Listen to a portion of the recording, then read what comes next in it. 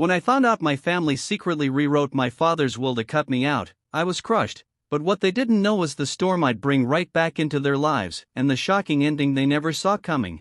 I always thought family was supposed to be your safe place, like even when the world turned its back on you. Family's the one thing that's got your back no matter what, but turns out, sometimes the people you share blood with can be the ones holding the knife. I was the youngest of three, the oops baby as my brother Todd used to call me. My sister Ellie would laugh when he said it, not in a cruel way, just like it was some funny family joke.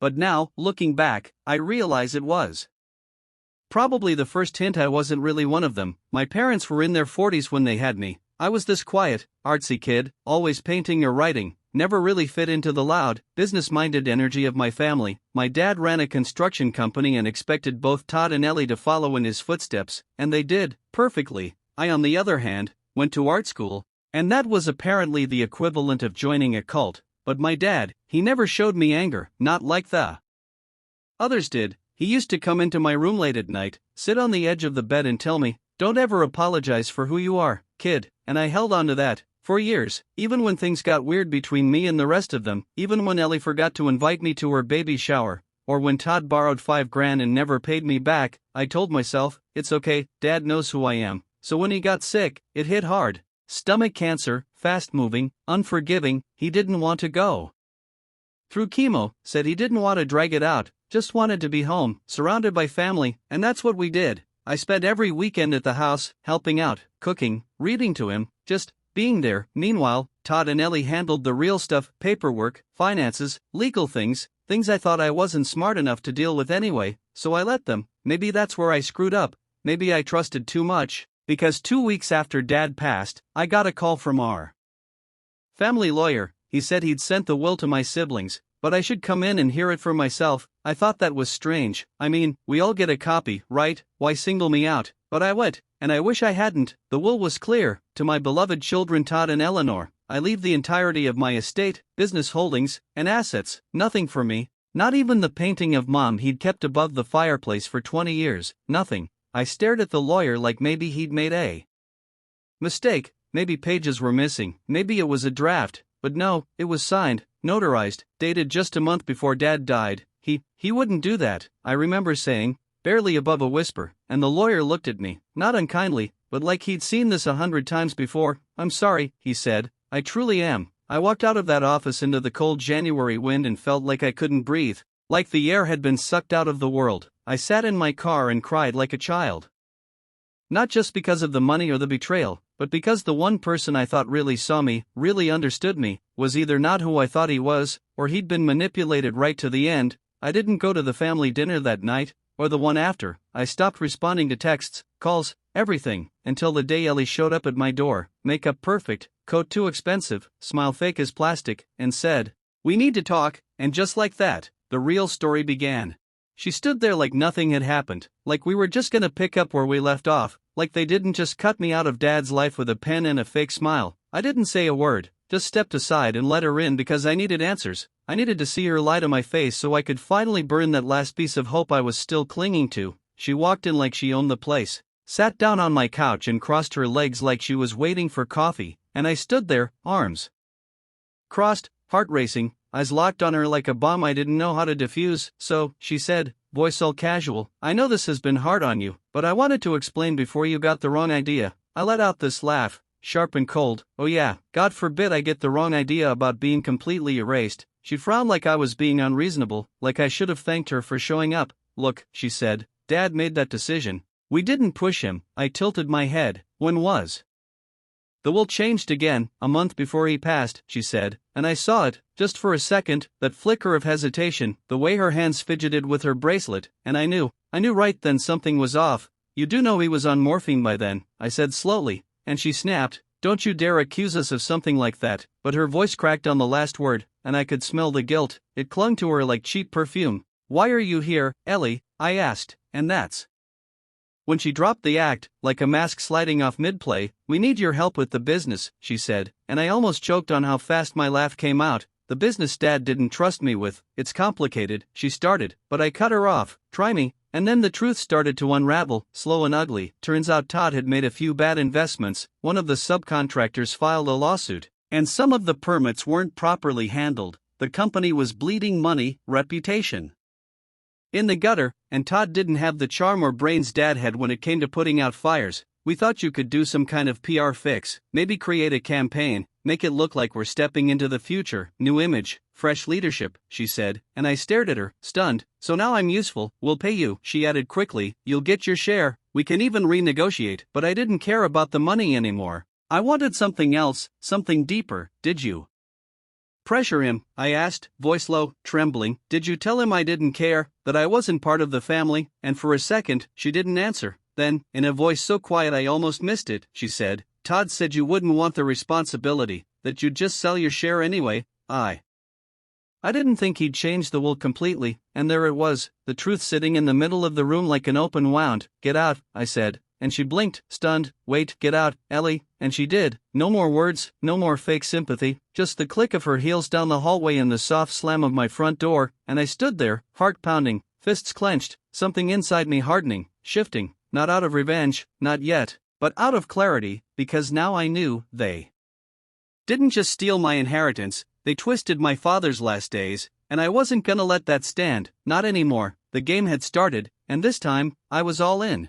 I didn't sleep that night, just sat at my kitchen table with a notepad and a pen, scribbling, thinking, remembering, because if I was gonna play this game, I had to know what I was up against. Todd was impulsive, arrogant, thought money fixed everything. Ellie was smart, manipulative, always 5 steps ahead, but what they both had in common was that they thought I was weak. They saw the quiet kid, the one who cried during sad movies and painted landscapes instead of swinging hammers, and they assumed I'd roll over, but they forgot who raised me too. They forgot that the man they worshipped for building an empire also used to tell me secrets in the middle of the night, things they never knew because they never listened. Dad kept a backup plan, he was paranoid like that, said it was insurance in case Todd ever screwed up too big, which, clearly, had happened, and I remembered where he used to hide things. The old blue filing cabinet in the basement, bottom drawer, false bottom under the blueprints. So I drove to the house the next morning, no warning, no call, just showed up while Ellie was out and Todd was probably nursing a hangover somewhere. Mom was gone at yoga or church or wherever she disappeared to lately. I still had my old keys, slipped in like I belonged. The smell hit me first,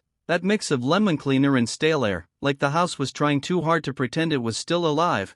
I made my way downstairs, heart racing like I was breaking the law, and there it was, the old cabinet, rusting around the edges, just like I remembered. I pulled out the blueprints, hands shaking, fingers brushing the thin layer of dust, and then, bingo, a thin metal sheet that popped right out when I pressed the left corner. Underneath, a manila envelope, thick, labeled in Dad's handwriting, contingency, for J, my name, my freaking initial. I opened it right there on the concrete floor, and what I found made my stomach twist. Copies of emails, contracts, a second and signed will dated just a week before the one they filed. This one left everything split 3 ways, equal, and there were notes, his handwriting again, saying he was going to finalize it next week, that he'd changed his mind, said he couldn't let them bully him into something he'd regret, and then, stapled to the back, a sticky note, if something happens, make this right, you know what to do. I sat there crying, not because I was in it again, but because he didn't forget me. He knew me,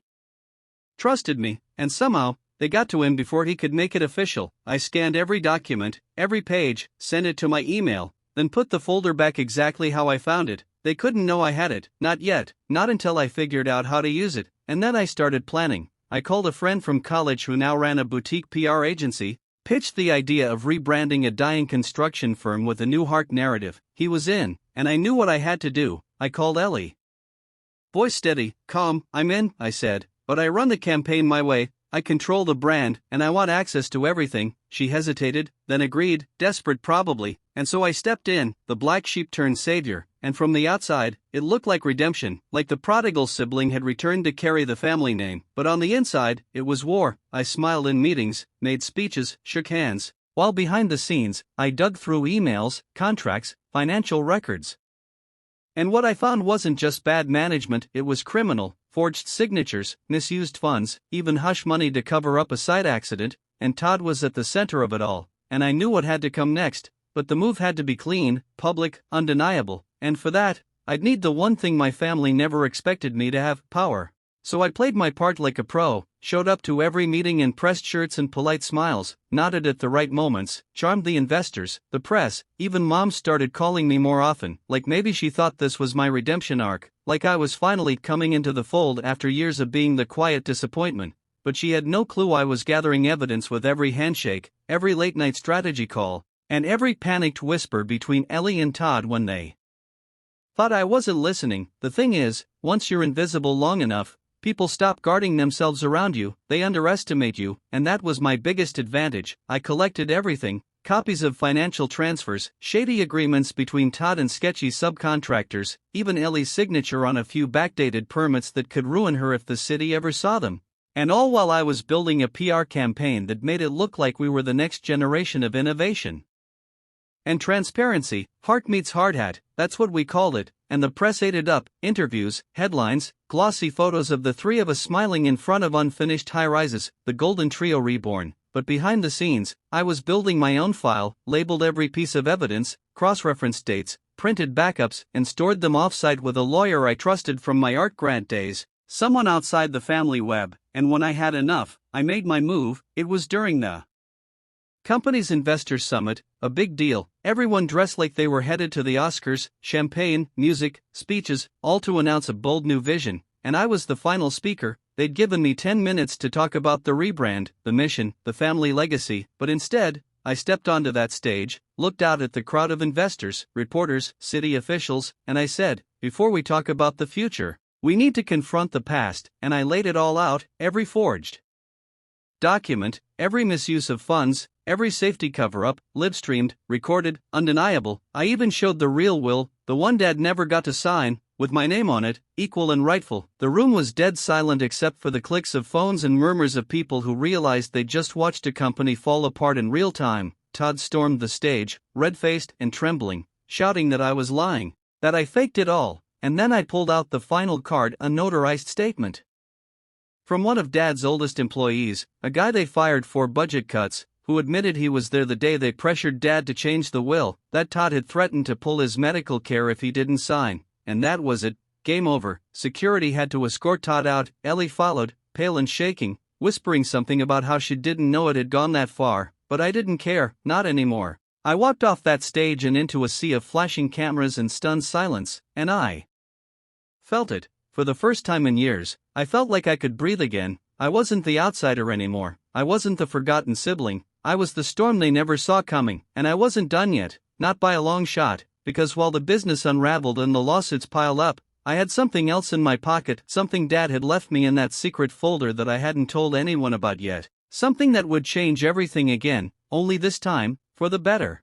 That last envelope in the folder was smaller, thick paper, hand-sealed with wax like something out of an old mystery novel, and inside, folded neatly with Dad's handwriting scrawled across the top, was a deed and a letter. Turns out, while they were busy clawing over the company and the money in the spotlight, Dad had quietly bought a piece of land upstate, tucked away behind some hills, not flashy or expensive, but peaceful, and on that land sat a half-finished building. His notes said it was supposed to be a retreat, a place for second chances. He'd started building it when I was in college, even drew up sketches based on the art I used to send him, little cabins with huge windows and walking trails and art studios. He never told anyone about it, not Ellie, not Todd, just me. For when the world feels too loud, the letter said, this is yours, always. And I sat on the floor of my apartment that night reading those words over and over, crying the kind of tears that come from being seen, really seen, and not just used or tolerated or blamed. And I knew, right then, that this wasn't just some sentimental gift, it was a way out, a new start. So while Todd was facing criminal charges and Ellie was trying to negotiate immunity by selling out her brother, I disappeared for a while, took a beat-up truck and some saved-up cash and drove upstate,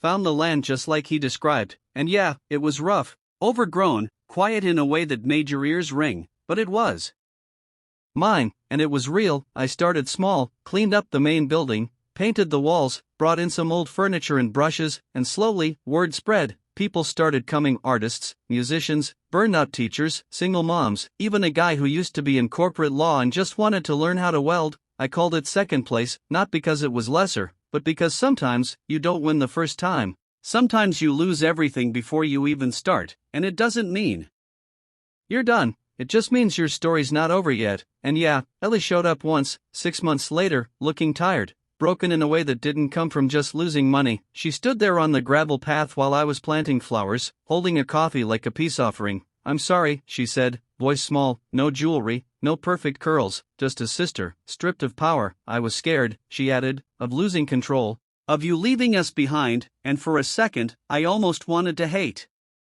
her again, but I didn't." I just nodded, not to forgive, not yet, but to say I heard her. Then I handed her a shovel and pointed to the other side of the flower bed. "You want to talk, you dig too." And she did. We worked in silence, side by side, two people trying to find their way back from everything we destroyed or lost. And maybe that's all healing really is, not forgetting, not pretending it never happened, but showing up anyway, hands dirty, heart cracked open, and trying again. And me?